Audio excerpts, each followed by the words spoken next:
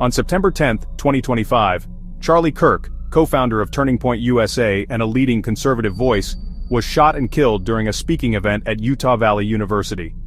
The event, intended as a routine stop on his tour, erupted into chaos as gunfire rang out, captured on cell phones and instantly shared across social media.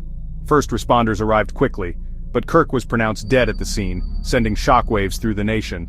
His assassination immediately raised urgent questions about the safety of public figures and the escalating hostility in American politics. As news spread, reactions were swift and polarized. Some called it a targeted political attack, while others urged caution and patience for facts. Kirk's death left a void in the conservative movement and became a flashpoint in the ongoing culture wars. The tragedy was not just the loss of a life, but the start of a new, troubling chapter in America's political story.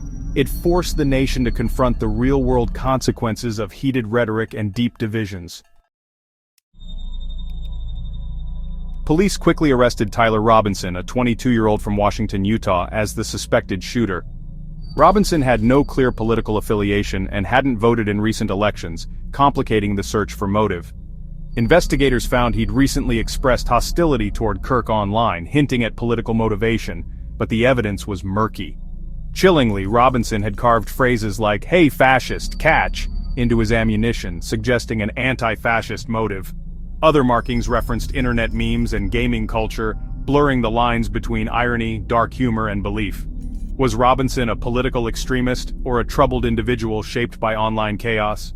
His profile didn't fit the mold of a typical assassin. Instead, he seemed a product of internet-fueled anger and fragmented ideology. The complexity of his motives challenged simple narratives and reflected the unsettling state of modern political violence. The search for answers continued, but the case underscored how motivations today are as tangled as the digital world itself. The political blame game erupted instantly. Donald Trump and conservative leaders blamed the radical left, citing the "Hey fascist" message as proof of left-wing extremism.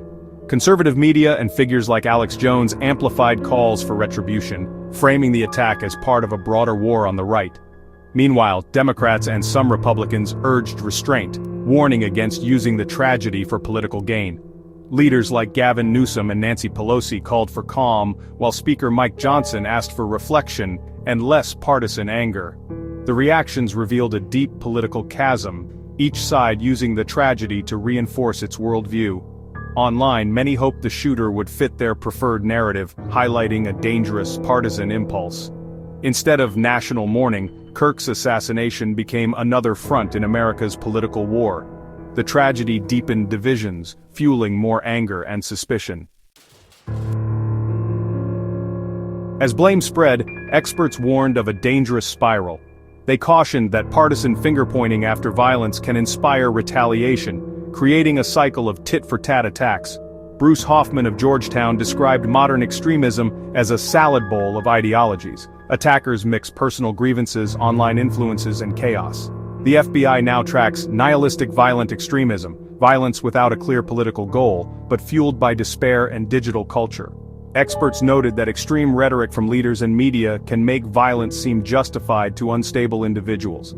Research shows many attackers have mental health struggles and are susceptible to heated public language. When leaders frame politics as existential war, it can push the vulnerable over the edge. The language we use matters, and can have deadly consequences. Charlie Kirk's assassination is part of a broader, troubling pattern of political violence in America.